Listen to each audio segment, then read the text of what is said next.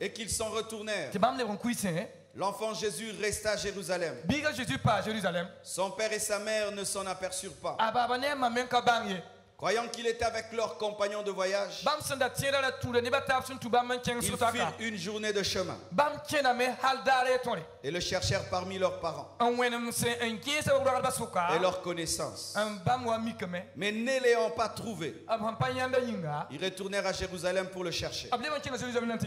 Au bout de 3 jours, ils le trouvèrent dans le temple, assis au milieu des docteurs, les écoutant et les interrogeant.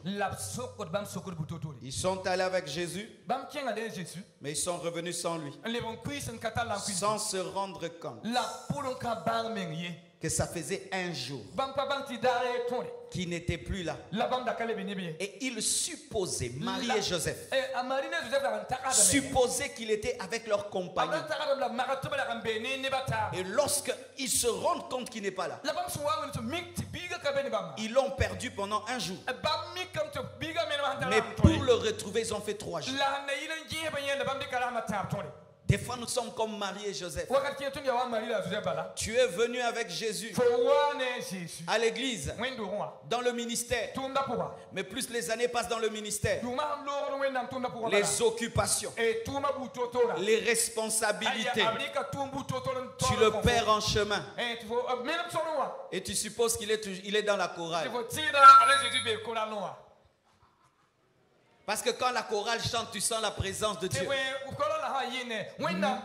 Mais toi-même, il n'y a plus.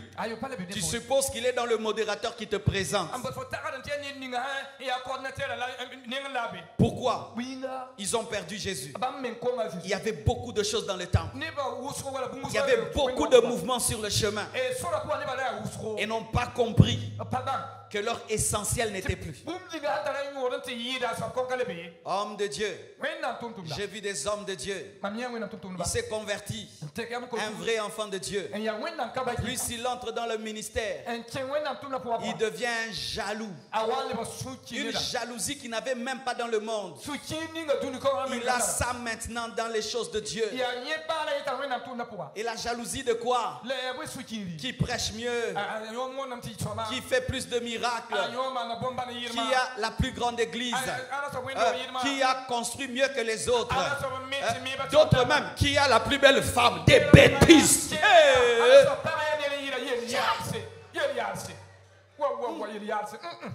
Qui a la plus belle femme, qui a la plus belle maison, qui remplit le stade.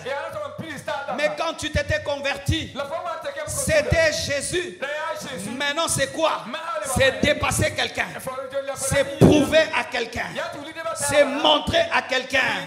Tu l'as abandonné sur le chemin.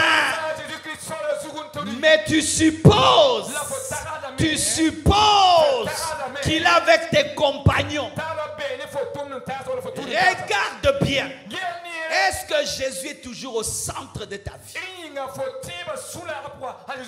Au centre de tes pensées? Au centre de tes prières? Au centre de tes prédications? Au centre de tes recherches? D'autres, c'est l'argent. Il va à l'église. Il ne pense même pas à Jésus. Aujourd'hui, j'aurai des dîmes pour payer ma dette. Hey, commerçant! Commerçant, va vendre les bananes. Va vendre les bananes. Va vendre les cotons. Va vendre les bassins. Et les vaches. Et les légumes. Je vais payer ma dette. Et vous le voyez. Mais au début, c'était Jésus. Mais plus les années passent, ça devient l'offrande. Ça devient la dîme. Sa joie vient de l'offrande. Sa joie vient de la dîme. Avant, ta joie venait de la présence de Jésus. Maintenant, ta joie vient de compter les offrandes. Tu es devenu un cupide, un idolâtre. Tu as oublié Jésus. Tes prédications avant c'était Jésus. Maintenant regarde tes prédications. Il n'y a plus Jésus dedans. Vous savez moi. Vous savez moi. Vous savez moi. J'ai voyagé. Et quand j'étais. On s'en fout de tes voyages. Présente-nous Jésus. Présente-nous Jésus. On s'en fout. D'ailleurs, est-ce que tu m'as amené dans ton voyage pour que tu me parles de tes voyages?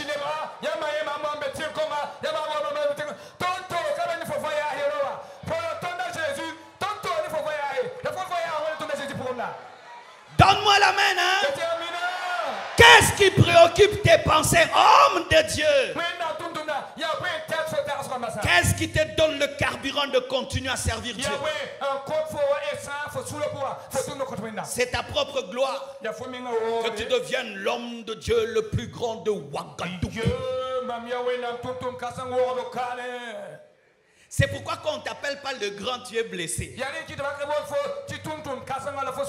Vous savez, homme de Dieu, les titres là c'est bien, mais il faut les oublier des fois parce que tu risques d'avoir des blessures intérieures pour celui, par rapport à celui qui ne te connaît pas, qui va t'appeler frère. Toi tu es blessé alors que tu es un frère. Parce qu'avant d'être archipapa, on est d'abord frère. Avant d'être archibishop, on est encore frère. Mais toi si on t'appelle frère, tu es blessé. Comment tu m'appelles frère? Mais tu dois naître dans la famille pour devenir grand. Tu dois d'abord être frère avant d'être pasteur, apôtre, archibishop.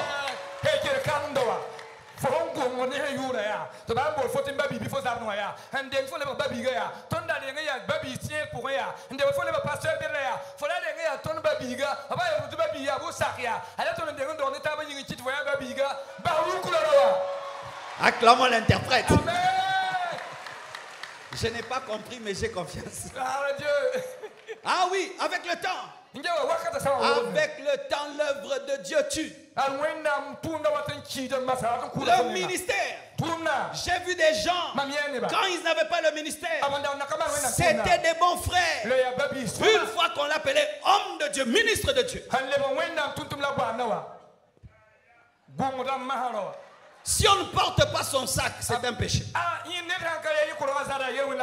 Lui, il ne chante plus à l'église. Il jauge votre adoration. Il ne prie pas. Il est trop rempli de Dieu à l'église. Lui ne donne pas l'offrande, lui-même est l'offrande. Quand tu viens à l'église, tu viens comme qui maintenant? Avant, tu venais comme un frère, non? Les années ont passé. Tu viens comme vice-dieu. Tu ne fermes plus les yeux quand tu pries. Hein? Tu es déjà allé au ciel. Pharisianisme. Pourquoi les années? Et tu l'as oublié. Mais frère, un jour je prie. Je dis, change de prière. Tu pries mal. J'ai eu ma gifle, mes frères. Je voulais demander la croissance de l'église. Toi, quand tu viens devant moi, l'église, oh, il faut construire 15 000 membres. Tu ne m'adores plus. Homme de Dieu, est-ce que tu adores encore Jésus dans ta chambre? Est-ce que tu es à l'église, pas à l'église?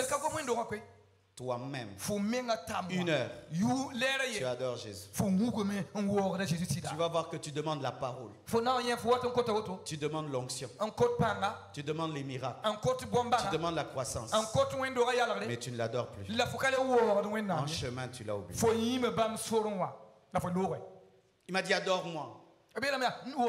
Mes frères, j'ai commencé à adorer. Après 40 minutes, j'ai commencé encore à demander, donne-moi l'onction. Je me suis rendu compte que ma bouche était déformée. Déformée par quoi? Par le ministère. C'est comme si tu épouses une femme.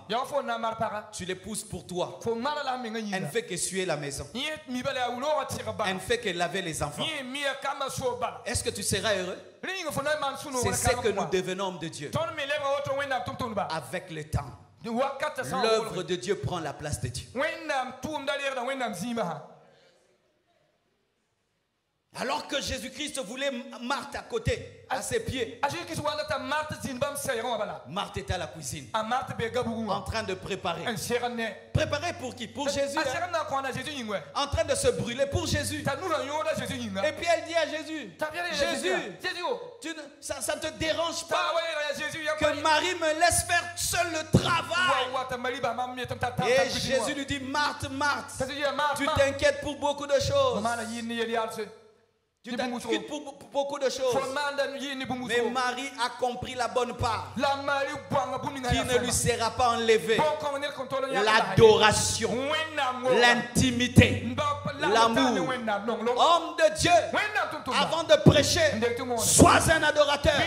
Homme de Dieu, avant de chanter, sois un adorateur.